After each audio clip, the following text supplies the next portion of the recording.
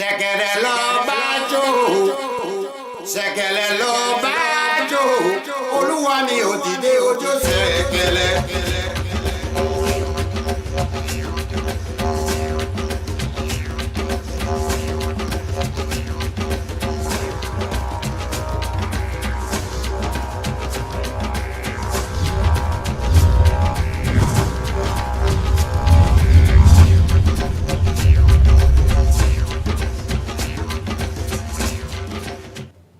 Welcome, everyone, to the 10th episode of Theoryforge Chronicles. I am Phantom X, joined, of course, by Diggs and legendary Neurotoxin. Sog could not make it here today. It's been a little while since we've been on cam, so how you guys been? Great. Got 3 games of D&D going now. Been continuing to enjoy what's been going on in Warframe, and of course watching what's been going on with COE and a few other games. Yeah. Diggs, you been doing all right? Yeah. Yeah, we've Diggs been playing. Nora and I are in a game with that Snipe Hunter is a D&D game. That Snipe Hunter is DMing for us, which has been pretty good so far. Cool. Well, we, as I mentioned, have not been on for a little while, but we got some new information, some new things to talk about. So one of the primary focus tonight is map voting. Map voting is finally coming. Kind of going over some of that. And then if we have time, and I'm assuming we will, maybe go back over some of the rewards from the Searing Plague, which we know was announced quite a while, but again, we've not been on cams. So, yeah, so who wants to start when it comes to map voting? I'm not starting because I'm too stupid to understand it. But okay, you guys can talk about it. Before we talk about the process, I personally like the way that they've phrased it, that instead of having game designers determine the world, we're going to let you decide it. It's kind of a funny way to phrase it. It's like, well, game designers actually narrowed it down to these choices that are acceptable, and then we're just giving you guys the final say, not because they can't internally decide, but because they figured making something that's a little more interactive is a little more enjoyable. And of course, because of the influence point interaction, it's a prompt for people to buy more and increase their influence, so they have a stronger vote. That is a very direct way to put it, and 100% what I was thinking too. It's the illusion of choice. No, there's some choice. It's not. Yeah, no, it's not no choice. It's definitely choice. I'm excited for it. I'm not, I've got 1,100 influence to throw around. I'm looking forward to it. Yeah. Yeah, I mean, you're right. The also the influence. I mean, that's something I thought we'd talk about too. That and Sparks of Life, but yeah. So. I think, who's got what? Let's start there. Who's got what? You've got Neuro has 11. It was 1143. Yeah, 1143, yeah. I think, and 1 spark. Yeah, but there's going to be people with tons of influence, right? I mean, we've had guests that have. I mean, I've purchased a few things, but most of mine came from the count package. So that's somewhere between 5,000 and 6,000, and then 5 sparks of life, something like that. But I'm sure there are people with hundreds of thousands of influence. Yeah, that's what you said there is true, Snipe. It's nearly infinite amount of choice, more than you have more than any other that's MMO. True. That's right. I'm not trying to knock it. I think it's great. Yeah. I mean, it's better to have us choose from one of, 20, than just none, right? So that's 100% correct. The influence. And I have nothing wrong with the influence. The people who spend the most having the most vote. It makes sense. Yeah, it totally makes sense. I mean, you want the people who are most invested, right? It makes sense, but it does make me wonder, if someone has hundreds of thousands of IP and I'm sitting here with 5,000, really, what does my input have, right? I mean, we're not. I don't know. It doesn't make sense to me, but hopefully it'll make more sense once we actually see the maps. I don't know. I'm so excited for all the drama and discussion and debates and arguments and stuff over what's a good map and what's a bad map and which one we should do and which ones we should avoid. Because at the end of the day, they're all good. There's not going to be a bad map. That's why, again, there's game developers that spend time paring down to maps that are all acceptable. If you think that one of them, a kingdom's going to get more screwed than another because of a specific, like, archipelago attached to a landmass that doesn't look very defensible or something, that doesn't mean that's how it's actually going to go down. We have no idea where all the borders and property lines are going to be, and where they're going to change over the exposition over the period leading up to the launch of the game. Diggs, Yeah, you made a face there, Diggs. What? Yeah, because it seems like you can be screwed if you're surrounded by people who have a different play style than you do, or you're hoping to have more PvE, but you're surrounded by a bunch of PvP people, and you actually have to fight But that could more happen than at you any want map. to. But I'm saying, Yeah. well, but that's what this one is for: is to see what the boundaries are and who's going to be around you, right? No. Yeah. Well, the way that Snipe put it there, what the choices are more like what strategic concerns do we want to deal with? So I could see maybe one of them having more like mountainous coastlines and rocky coastlines. So it's, there's water, but it's going to be hard to get a boat to stop anywhere and, be able to just get off and go somewhere easily. Stuff like that, for example, or could be that there's one that just does not have a lot of inland water, not a lot of lakes, not a lot of rivers, not a lot of mountains feeding out into various different, water sources. So the strategy with that one would be, of course, the more you can get kind of coastal land and the stuff that's near the coast where you'll have, some amount of fresh water available will probably be the strategy. And forcing people further inland will be more like, yeah, you guys get the crap land over there. That's I'm really interested to see exactly what we're going to be presented with. Yeah, I mean, it's because it's not so much about the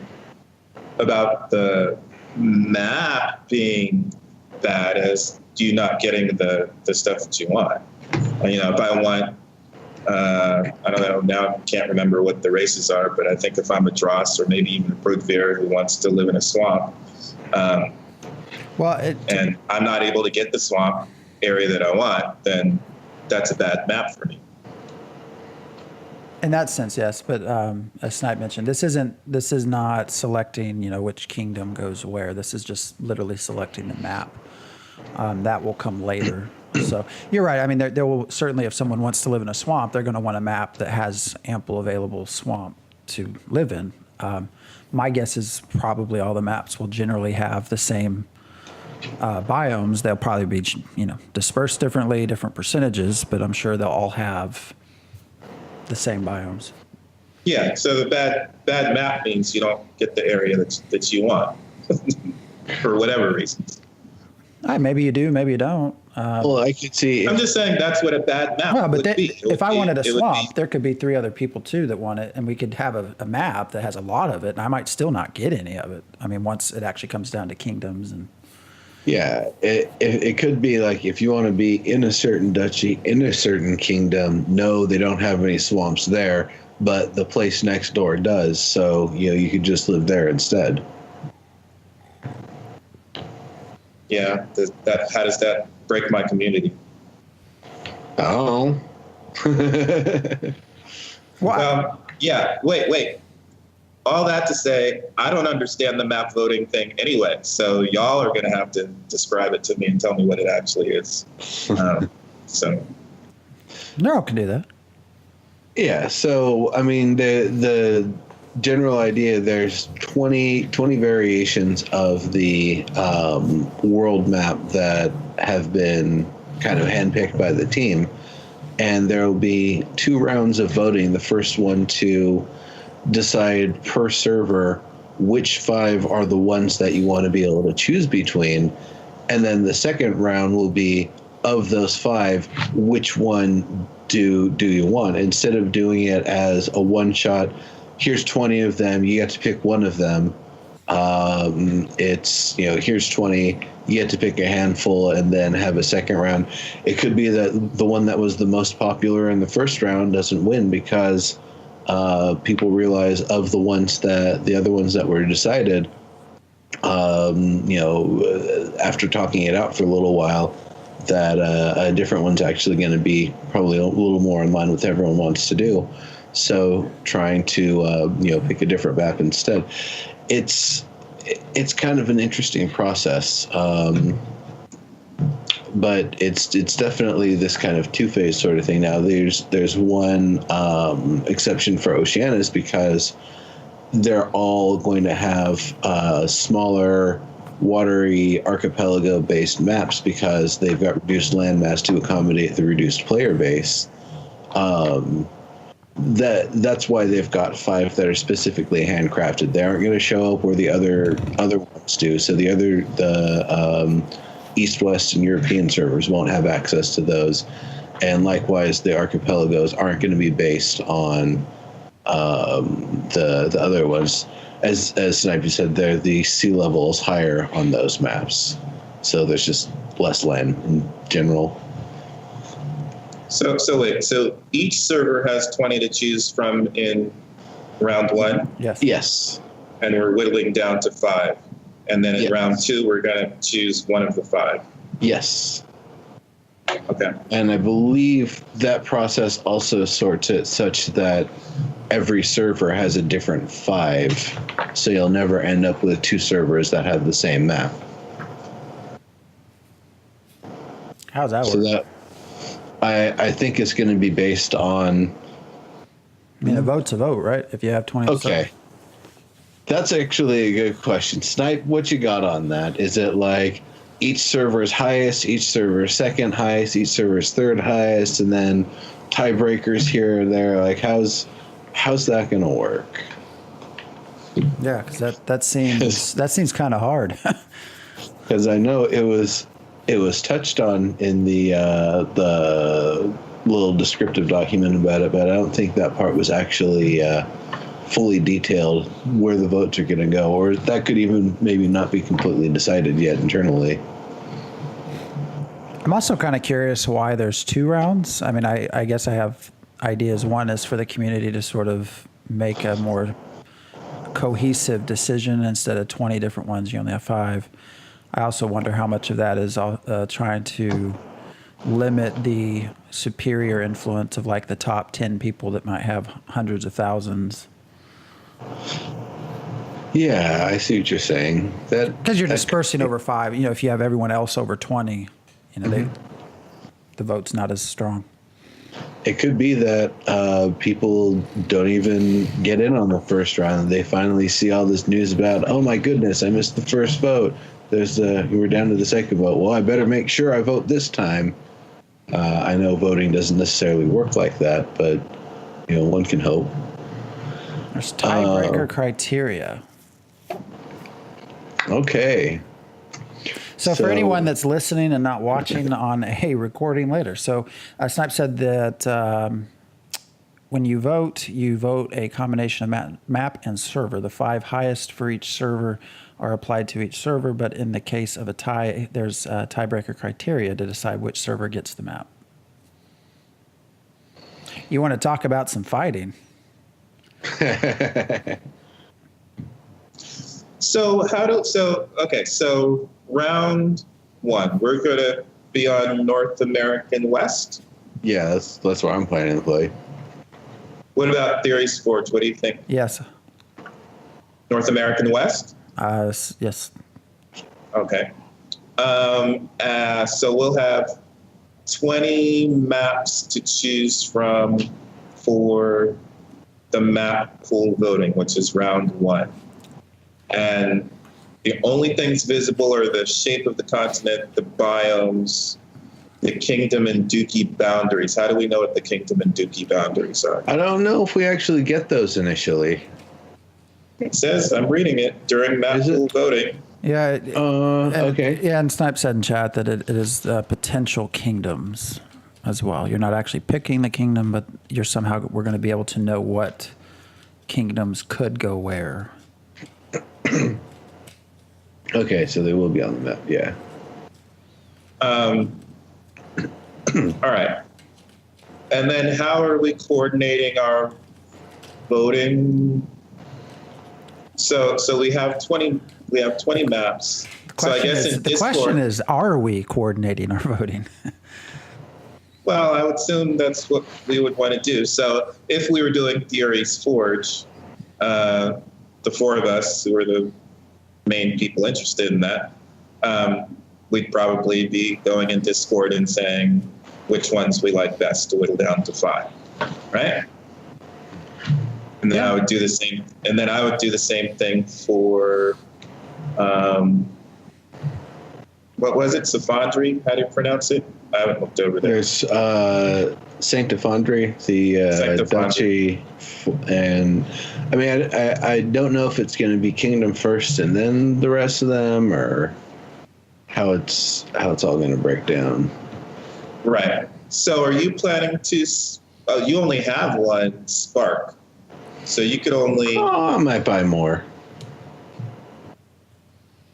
But ostensibly, right now, if you only have one, you could only do either Theory's Forge or Sanctifondri. No, Sanctifondri is the duchy. Theory's Forge is going to be in that. Is it? Yeah. I thought so. That was the plan. I don't know. Okay. Yeah. Okay. And then. Yeah, that's Ashland. But okay. But what's Polaris's barony? That's separate, right? Well, That's a subset of Sanctifondri as well. So it's just. yeah, I mean, you'll have your kingdom, and then you're going to within that's Quillian. Right. Okay. Yeah. But at this point, we're only doing kingdoms and duchies. So we would want to figure out. We probably want to coordinate with. Oh yeah, we would. Yeah. I'm not. I was just in just. No, I'm trying to figure out how it's going. So I'm just thinking. Yeah, probably. I would say probably on the kingdom level overall. I would imagine the leadership for each of the duchies is going to meet in each of the kingdoms respectively to try to determine which area they think is going to be best for them on which maps, and try to funnel the votes towards those maps. I would imagine part of the process is trying to determine places that will have 2, maybe even 3 good places for the kingdom, such that you won't be voting on a place that's like, it's got one perfect spot, but if you don't get it, you're screwed for your plans for the kingdom. So, that's, I think, going to be a lot of it is the kingdoms themselves all trying to come together internally to figure out where they want to vote, and then potentially the leaders of each of the kingdoms potentially are going to get together and try to determine which ones they all like and go from there. It could be there's one that's just the Goldilocks or the perfect fit, that everyone basically would get everything they want if they were able to get all the assignments they want, and they just throw all their resources at that. It might not be that perfect. So if you only have one Spark Nero, you would only get to vote for one map? Yes. Yes, but the thing is, the sparks are only to allow you to divide your influence into multiple votes. Right. You don't get extra influence. You don't vote twice with 100% of your influence 2 times. Right. But I'm just saying, but if you have one, you can only vote once. Right. I have 2, so I could split my influence onto 2 maps, and I could do it percentage-wise. Gotcha. Yes. I'm asking, right? Yeah, I can't remember if it actually lets you decide the percent or if it's even divisions based on the number of sparks that you have. Because the way it read was like, if you have 2, you get 50-50. If you have 3, you get 33. But I'm not actually sure. Maybe Snipe can clarify that for us. If you get to determine the percent, it's even divisions. Okay. Well, the way I'm reading Yeah, this, though, yes, it is even divisions. But let's say you have 3 votes, and you want to put 66% in one map, 33% on the other map, you could just cast 3 votes, but put 2 of those on one map. That's if you have more than 2. So Yes. you would have a chance. So your options would be 100% or 50 and 50. Yeah, but you have 5 sparks, so you could do 3 on one map and 2 on another. Yes.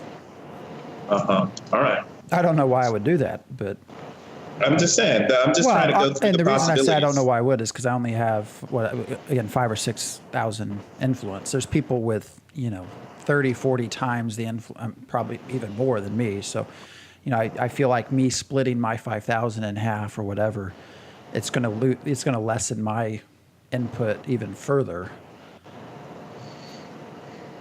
So I'm really in a position, and I think most people, and this goes back to what Neuro was saying, is it really is going to start at the kingdom level. So everyone getting together, okay, what are the goals of our kingdom? What are we trying to do? Do we need to be in a woodland area? Do we want to be in a coastal area? Are we going to be more fighting? What exactly are farming? What exactly are our goals? And from there, then I agree with Neuro. Probably the leaders of each kingdom will probably get together also and say, okay, well, we know we're competing. This maybe has a better shot for at least 2 out of the 3 of us getting what we want. So let's focus there. And I'm guessing they're going to be wide swaths. I'm guessing you're going to be getting like 2 to 4 biomes worth of space per kingdom, because it's going to be a fairly large area, and the biomes themselves are fairly large in their own right. So that's kind of what I would imagine.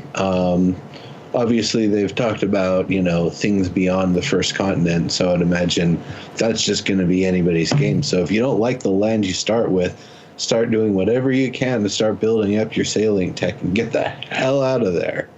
Or just take someone else's, right?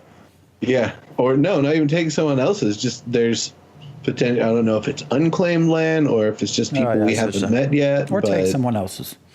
Yeah. That would be the more fun one, right? Just take it from your neighbor.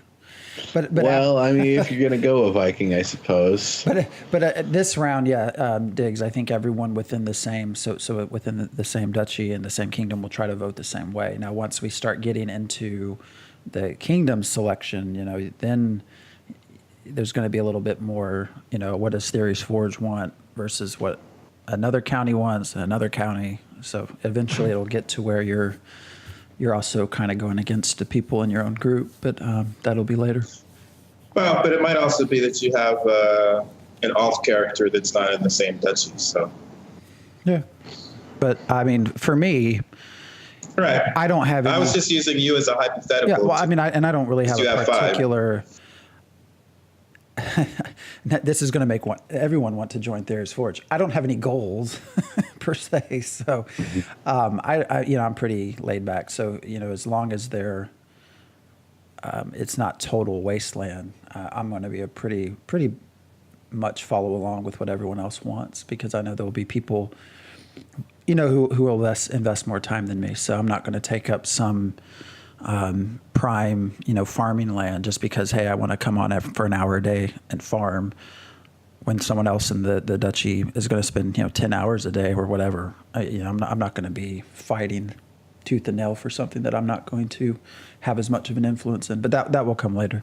Right now, I'm basically going to be kind of following the line. Tell me what to do, and we'll do it. So.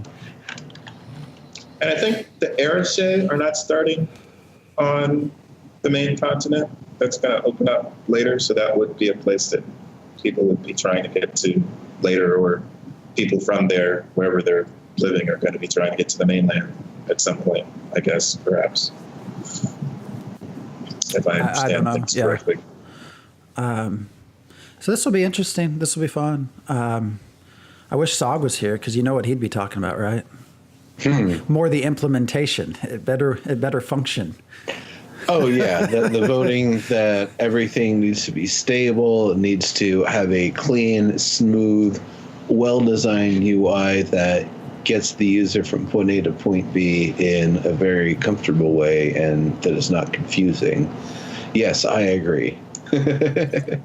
Very much so. Searing Plague was I think a bit of a reminder about the the quality required for doing a web interfacing sort of thing. And I'm really excited to see what they've ended up doing for the map voting, because they've had some time here. Yeah. Yeah.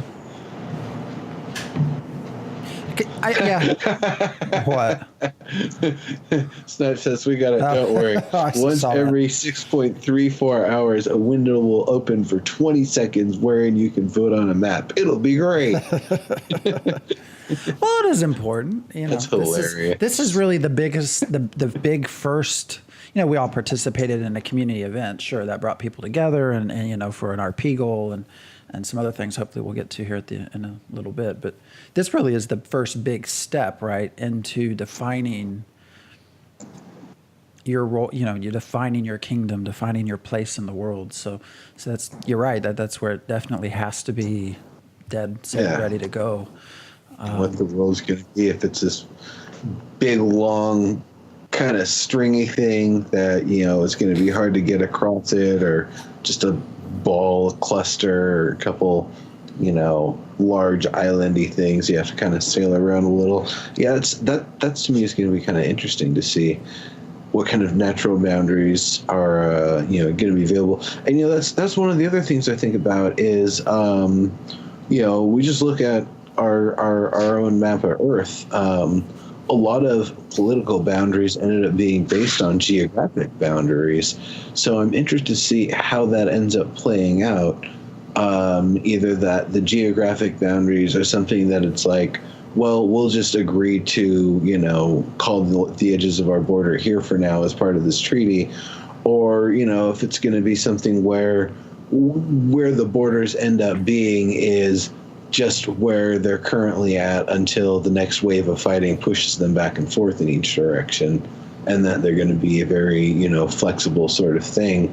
And where you'll only see a border, you know, stop moving is where there's just a natural stopping point, just a sheer cliff that there's no way to assault, you know, something like that.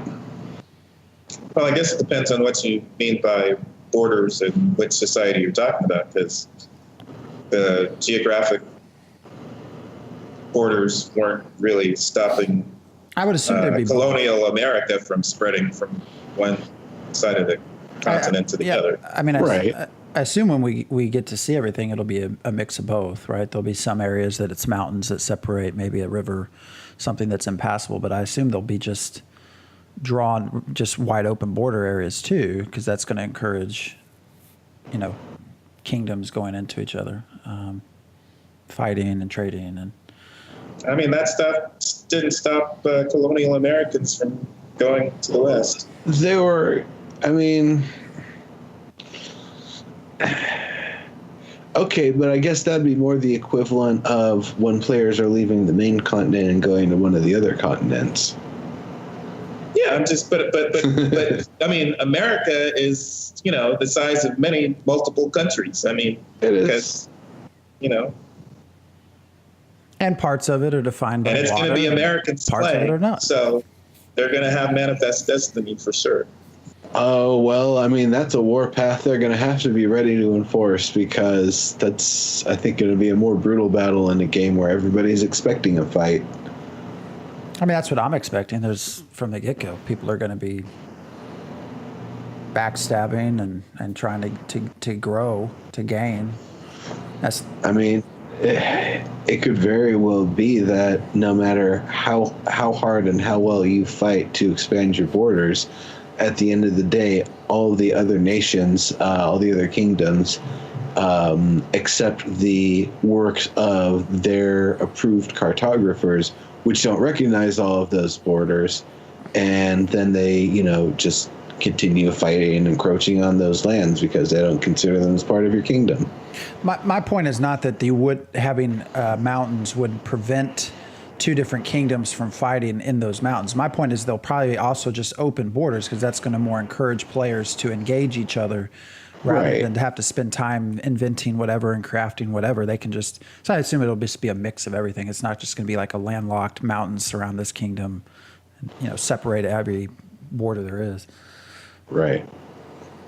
I mean, I hope it feels natural. It isn't just like this very tropey, all right, and this place is, defended by a wall of ice, and this place is in a valley of, pokey mountains, and this one's on top of a giant hill, and that the natural defenses and stuff are, indeed natural and varied, and we'll end up both facilitating people being able to do trade across the different kingdoms, as well as making battle interesting when people are trying to push the borders.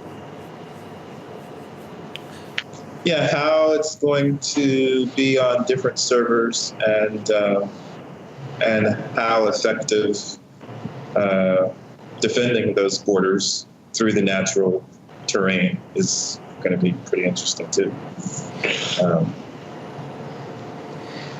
Shit. So that's an interesting point Snipe brings up. So the idea of strategic considerations with travel and trade, like, do I ship this through a desert, through a swamp? Do I take it along the coast?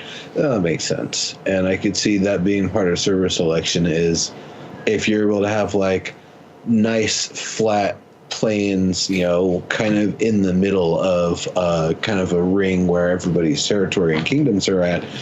That would be great for trade. You've got a nice open area where you'll be able to get across really easily, build roads and all that stuff, have common areas in the middle of it. That, I could see for a trading-based group of kingdoms, that would be fantastic. And I would imagine if they don't like each other. I mean, that would be an area you'd want to own anyways, right? Because you're you're at the heart of everything. You can charge tolls. You want to come through here, you give me 10%. If you can own it, if it doesn't start as everyone's starting with basically pie wedges and then, it being a hard fight to keep it. Well, that'll be an interesting thing to see how it all comes together. So, go ahead, keep going. I was just going to say, our borders, this might be a dumb question, or there are no dumb questions. Our borders, and maybe Snipe can help me here, are they cemented forever, or are we able to push, I think, like you said, Diggs, are we able to push things back and forth? Like if we are all in a wedge, can one of them push out two of the other groups and they have more of a half circle, so they control more? Not the entire kingdom, not the other person's entire kingdom, but just parts of it. I think you can take over any territory type by scale. Like if you've got a bordering town, you can take that over. If the next highest the would it be the Duke or the Baron after that or whatever, the next highest order or whatever, the county, they aren't happy about it, and so you guys fight and you no, we're just going to march over and take your stuff, and then the next one of those over is like, hey, what are you doing? You're taking over our territory. It's like, yeah, that's right. And you march over and take their stuff. That's I would imagine that's what it's going to be, is you have to take something that you're in proximity to. I don't think you can just walk in the middle of some other kingdom and just take a town over and have it be recognized as part of your kingdom. Yeah, Snipe says borders will change as a result of treaties and war. What you'll see in map voting is just where things will be when you all take the wheel. Sweet. Political borders, not geographic. Those are going to remain the same. We're not. So many questions pushing. That. We're not pushing rivers and mountains here. As a kingdom, what do? You take over another whole area. How do you appoint new counts, and who do you trust to be the count and the mayor, and do you absorb the population that's there? There's so many things running through my head right now that I don't. Yeah, I guess if you can take the town, then you appoint a mayor. You can take the county, then that's when you appoint the count. And then the counts and countesses will fight because they're going to want that area, because obviously it was good for some reason. Or maybe it wasn't, and they had most of their resources invested somewhere else, so that's why it was taken over. A border town, the mayor of that border town gets really upset with their count, and they just say, hey, here you go, take it. No fighting. The next kingdom over can have this area. Is that possible? Seems likely something I would do. Do you have to please the mayor on your borders so that they don't just turn over their land to the other kingdom?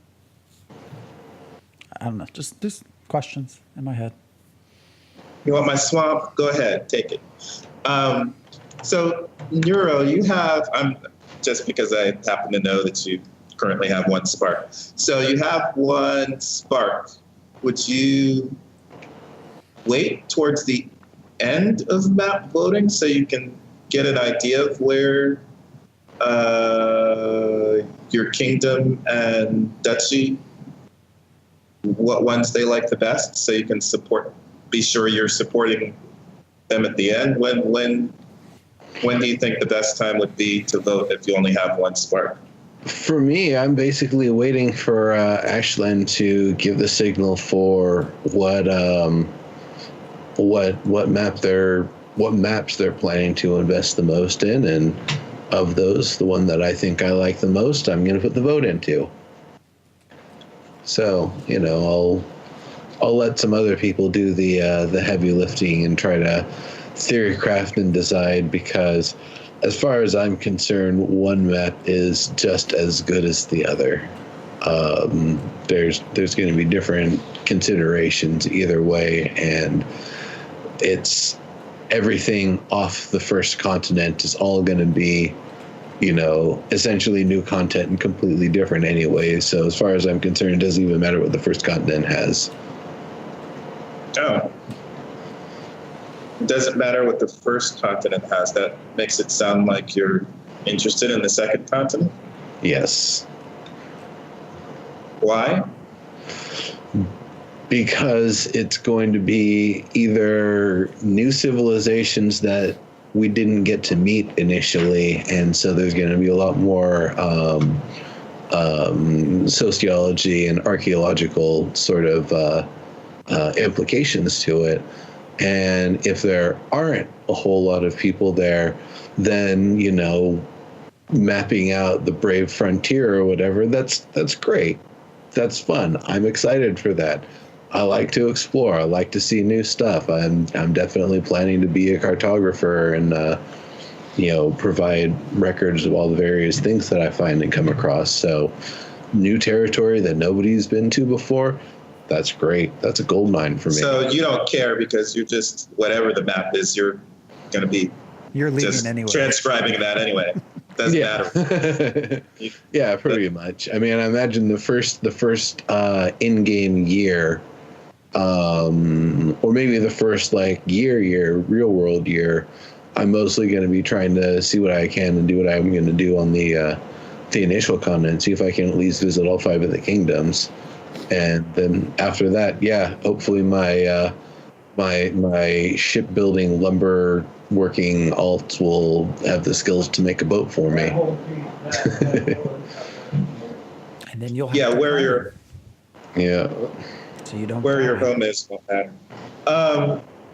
Snipe says, and the third, and the fourth, and so on, I presume. So well, that's true. They've talked about content beyond the first continent.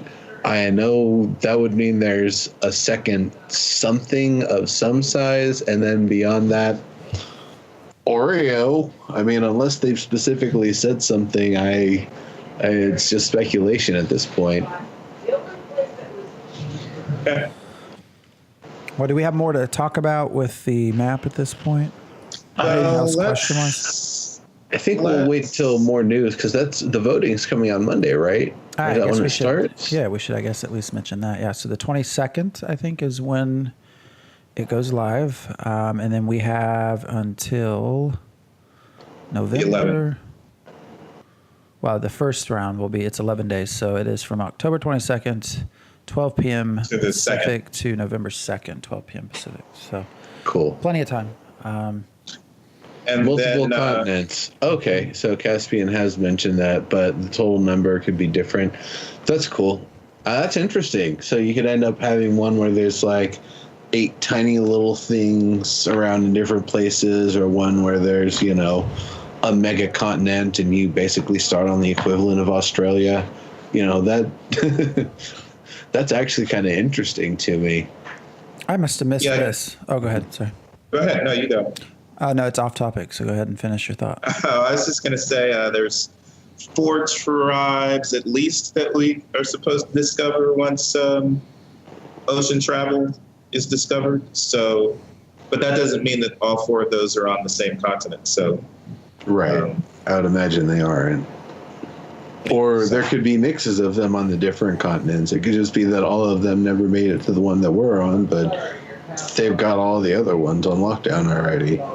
yeah, I'm just saying, yeah, it could be 4 for each. I mean, one continent per 4 races, the Yoru and the Arishe and the Dari. But we'll see. I must have glossed over this. I didn't realize this. They said you will be able to see the results during the first round. So as they're being, you'll see the progress, I guess. So Well, that's nice. results will be shown for each of the 3 servers being voted on in this round, regardless of your personal votes cast. You will not be able to do that for the second round. That makes sense for the first round, so that way you can try to, turn the tide, or you see if you're coming into it late, oh, I might as well not vote for map 17 because it's only got 3% of the vote. There's no way that's going to, beat 30%, 27%, and 23% or whatever. Well, and, but it does say once you lock in your vote, you are locked in. So yeah. which will be interesting to see. We talk about kingdoms working together. Let's say, 2 decide to vote together on a map, and the first kingdom throws all their votes. They get to see that, and they say, that was just kidding. We're going to actually go with the other kingdom, not you. You just wasted all your votes. So that would be interesting to see this early in the game, some backstabbing. And then, so it said, so there's actually, it's 2 parts to round 1. And is that right? Yeah. What do you mean 2 parts? And it resets after the first one. Our sparks, or the number of sparks that we have to vote. Yeah, right? I imagine we get to separate our vote again the second time around. Right. So I get 2, I can vote in the first half, and then I have another 2 that I can use to vote in the second half. That's what it sounds like. And then November 5th starts round 2. And that's another 11 days and ends on the 16th. And we'll get more topographical data, additional coloring and shading. Sweet. Interesting. It's starting to get real. So we should have another show right around that time. No. Well, it starts on the 2nd. We'll have 11 days. Yeah, pretty close to the beginning.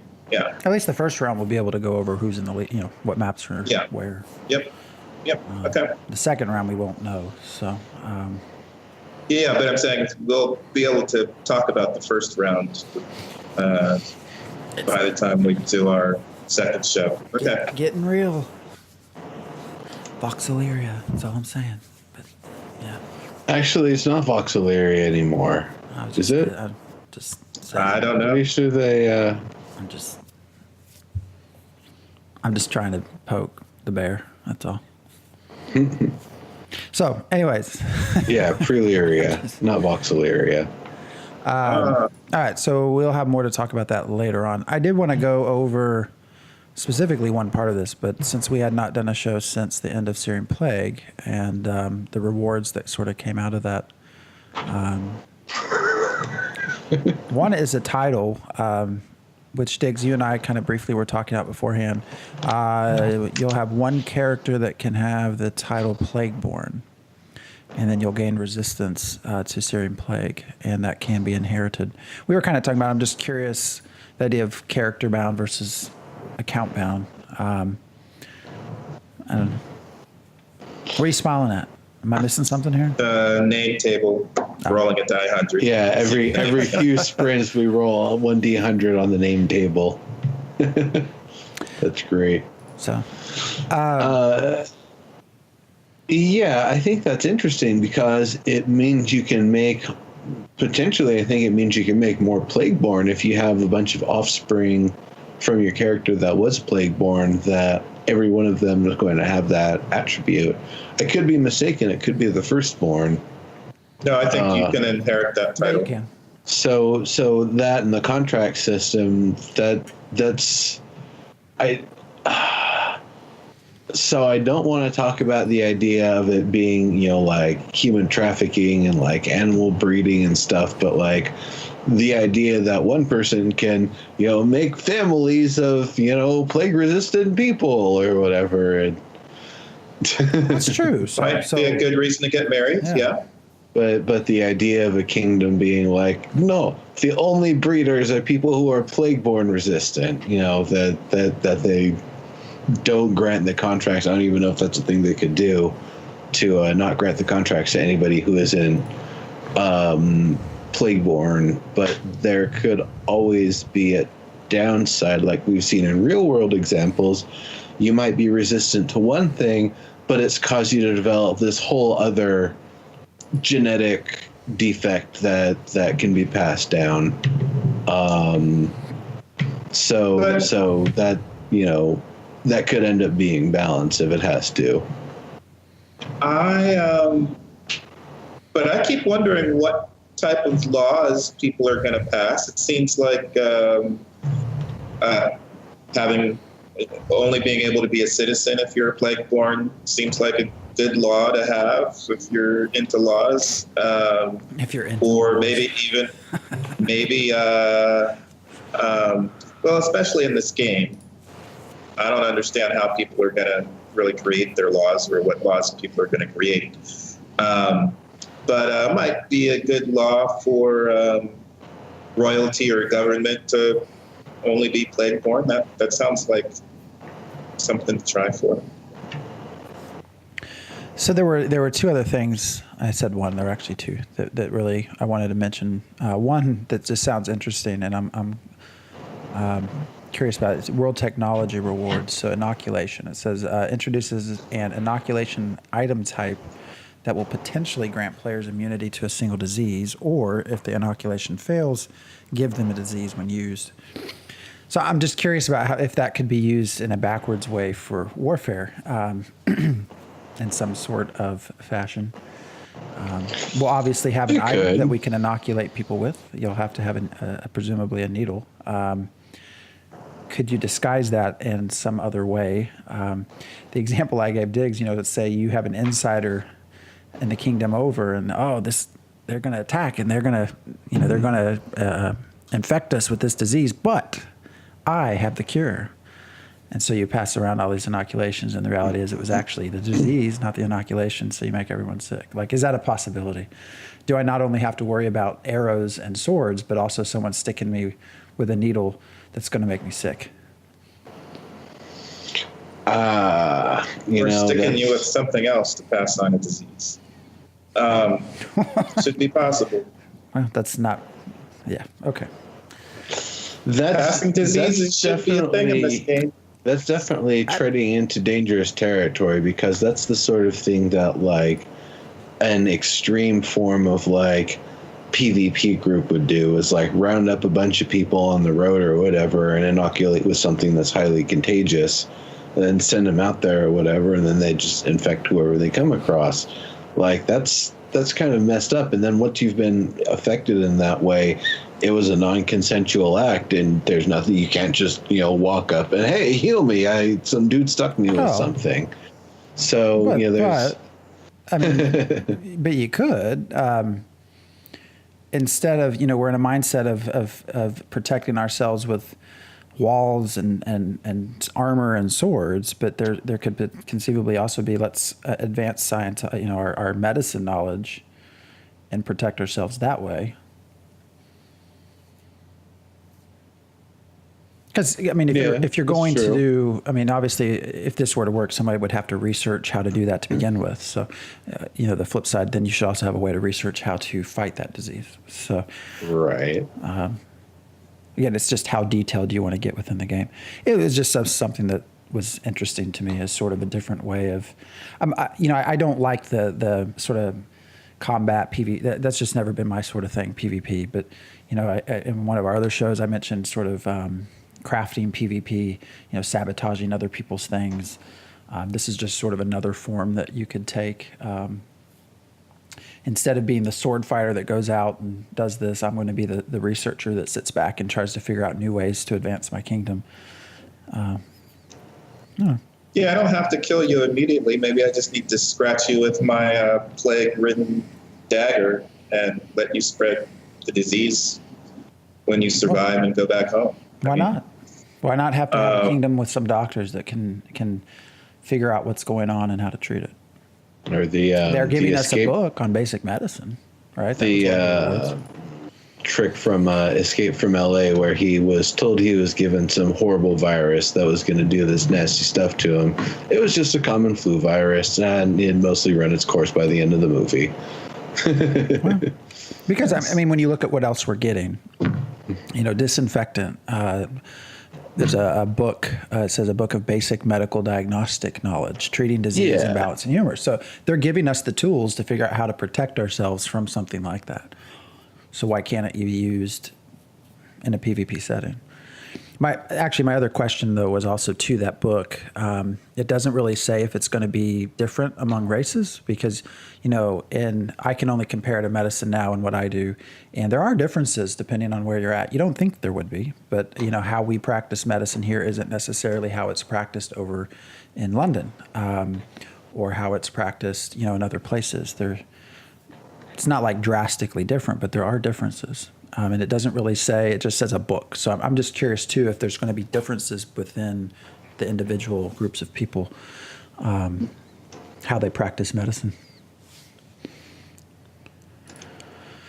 Right. And then during the event, they also had the physician set, which I would imagine would kind of pair with that stuff pretty well. It's a smock, an apron, gloves, boots, an herb pouch, mortar and pestle, wound salve and cooling tincture recipes, and an artisan quality water skin and purified water. So it's basically kind of your startup kit for medicine. Obviously, it doesn't cover, I would imagine, more of the like making your what's it called? To try to resist the disease. Immunity? Yeah. Resistance? Yeah. The what's it called? The word escapes me right now. We just said it a second ago. Are you talking about vaccine or what are you? Yeah, that's the one. The tools to start it don't actually come in that kit. I think there was another kit that might have had some of that sort of stuff. But that might be the sort of thing that has to be researched and invented initially anyway. Because I think it's possible, right? Because we're getting tools for characters to progress and learn how to diagnose and treat illness. We're getting the tools to treat the illness. So why not get the tools to somehow weaponize what we find? Yeah.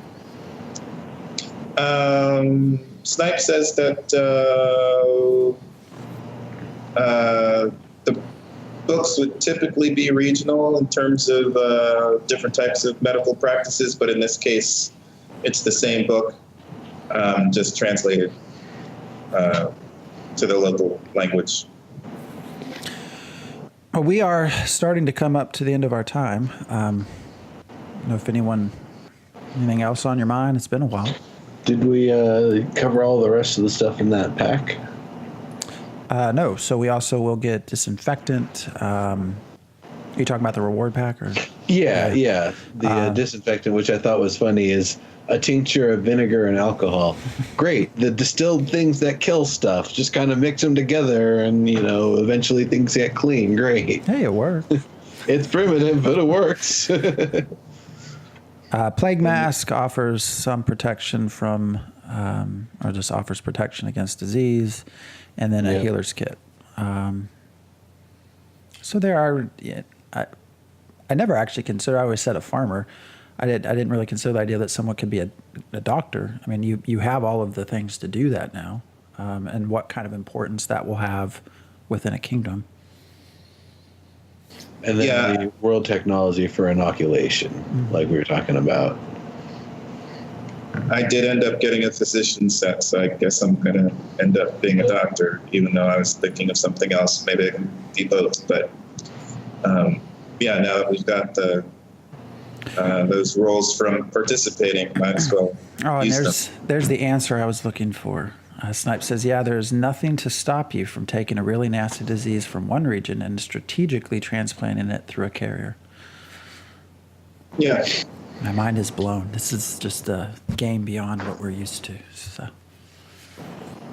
Infectionator, Elyria Dominator. Well, seriously, whatever. I mean, name an MMO where you can go grab a disease from one area and put it in somewhere, affect someone Precisely. else. Illyrian Plague Inc. So, all right. Well, we will try to get back to doing regular shows. We apologize for being off for 3 or 4 weeks. I think we had some things come up, but now we're starting to really get into hopefully some kind of more regular things to talk about. So we are out of time. So I don't know. Anyone has anything, final parting words, anything? Maybe next time we can talk about the passage that Snipe wrote up, the Festival of Passage. Oh, yeah. It's very, very, very, very long, which is probably a good thing. And I've not had a chance to finish it all. But I think I will want to discuss the contents the next time. I had the mushrooms in my inbox, the mushroom tea, but by the time I was ready to go and press the buttons and finish the transaction, the event had ended. So disappointing. And on that note. And it was on a Friday. Like, who ends an event on payday? Seriously. What the hell is that? All right. Well, we will be back in 2 weeks, and at that point, talking about, again, map voting, and we'll go over this passage too. So thanks for joining us, and everyone have a good weekend. See you later.